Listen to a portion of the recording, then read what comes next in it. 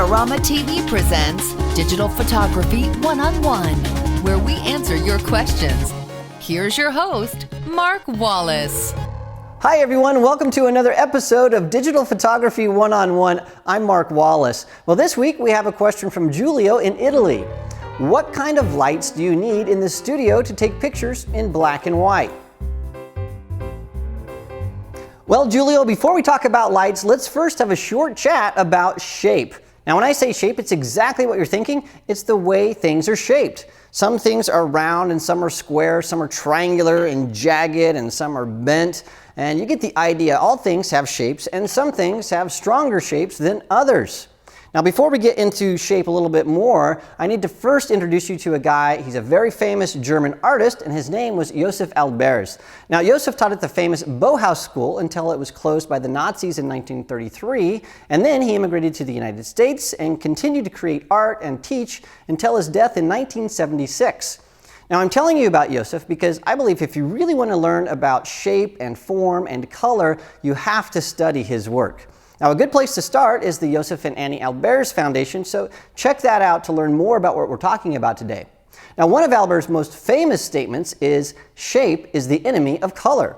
Now, I think one of the reasons he said this is that we tend to remember the shape of things before we remember their color. It's one of the reasons that road signs are really strong shapes. It helps us to really instantly identify what those things are.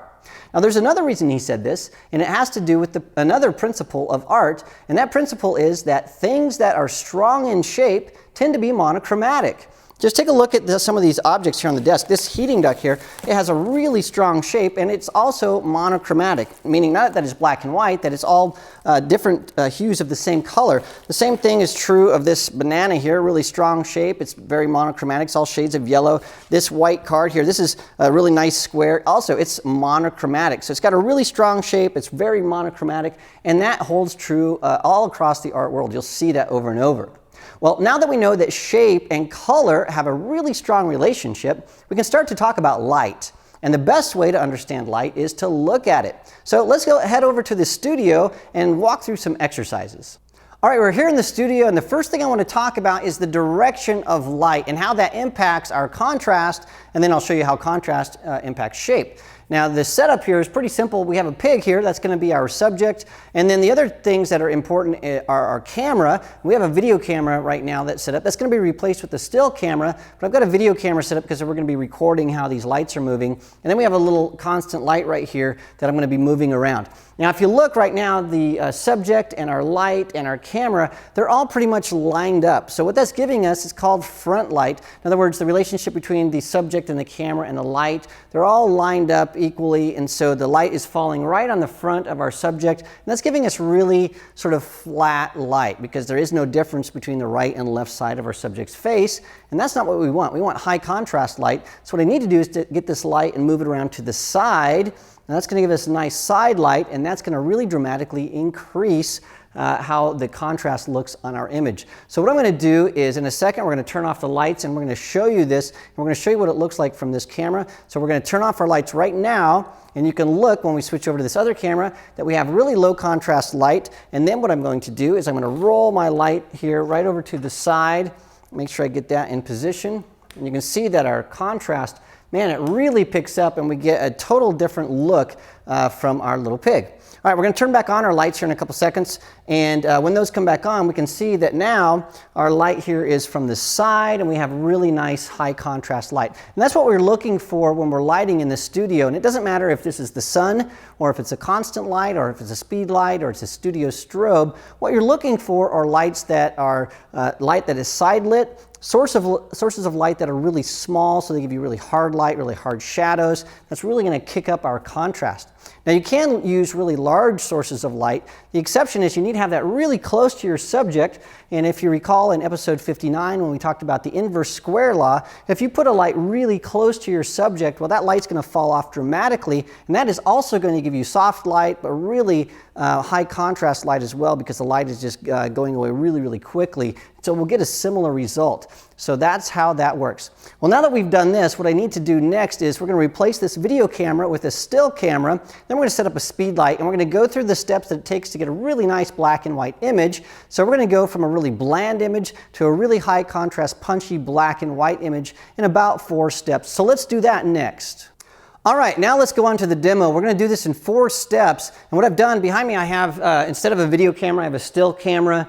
And then behind we have the pig, and I have a speed light off to the right, and then a piece of black cloth that I'll show you in a second what that's for. But to start with, what I want to do is just take a picture with ambient light and show you what that looks like. So I focused on my pig here. I'm going to take a shot, and you can see I've already metered this. It's just a really bland shot of our pig. It doesn't look very good. So the first thing I want to do is increase the contrast, and I can do that by changing the background. Now this is a trick that works for all types of things, especially if you're shooting jewelry or products or something like that. Just putting a piece of black cloth behind your subject, if you're shooting flowers especially, this is really going to help out. So once I have that, check out what this does for my contrast. I'll take another shot. And that's the exact same exposure, but you can see immediately our contrast jumps quite a bit because we have that nice black background. Now the next thing I want to do is I want to convert this to black and white. So on my camera here, I can just go in and say that I want to use my picture control, and I'm going to shoot monochrome. So I'm doing this in the camera. You can also do this in post-production with Photoshop or Lightroom or Aperture, something like that. But just for speed, I'm going to do it in the camera. And we're going to take that same shot once again. And you can see that automatically now we're really getting somewhere. Our pig looks a little bit overexposed in this, so I could adjust that a little bit. But what I really want to do is get that really nice contrasty high side light, high contrast look. So what I'm going to do is I have a speed light over there, and I have a speed light commander on my camera. And that's what I'm going to use to light this up. So what I'm going to do is I'm going to take my ISO, put it way down to around 200. And then I'm going to set my shutter speed up to 200th of a second, and then I'll take my aperture up to around 7.1. That's really going to knock out this ambient light, so I'm only going to see the light from the flash. And now watch what happens when I take a picture. So I've already pre-focused this. I'm going to take a shot, and just like that, you can see that our pig now has a really high contrast look. And I can even punch that up even more by moving this speed light even over to the side a little bit more. So now we have about a 90-degree angle. And so when I take a shot of that, you can see I've got this really crazy high contrast pig, and it looks great in black and white. So you can see the before picture where it was a little overexposed and blah in color to the end picture, really high contrast black and white with that light coming in from one side and falling to darkness on the other. Now the cool thing is this works not only for pigs, but it works for jewelry and flowers and fine art, and it works for portraits as well. So if you really want to show somebody in a really nice, rugged, high contrast image, this is the way to do it. So to illustrate that, I've asked my cameraman Michael to come from behind the camera, and so in a second we're going to take a portrait of him using this same setup, and I'll show you what that looks like next.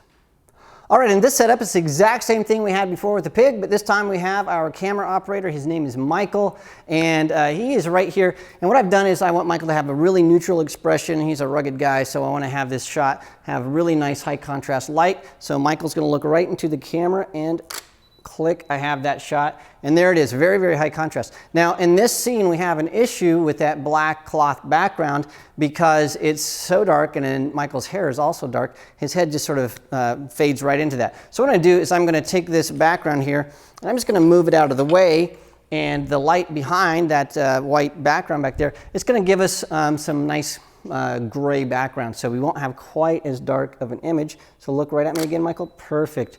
And you can see that we have a really nice high contrast black and white image. So I'm going to shoot a little bit more, and we'll show you our results.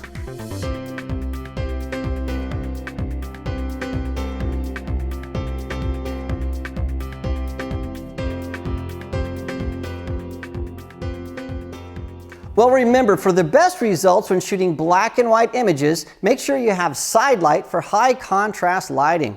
Also, try to find harder light sources to really emphasize your shapes.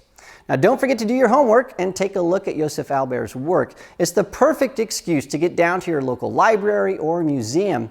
And if you're in a large city, check to see if there's a museum of modern art, because many museums own an Albert's and have it on display as part of their permanent collection. Well, thanks so much for watching this week. Remember, if you have a question about photography, you can send it to AskMark@Adorama.com, and I just might use it in an upcoming episode. Well, don't forget to subscribe, and for more tips and tricks, make sure you visit the Adorama Learning Center. I'll see you again next week. This episode is brought to you by Adorama TV. Visit the Adorama Learning Center where you'll find photography tips and techniques, links to the gear used in this episode, and related videos. For all the latest photography, video, and computer gear, visit Adorama.com. And the next time you're in New York City, visit our store located on 18th Street between 5th and 6th Avenue.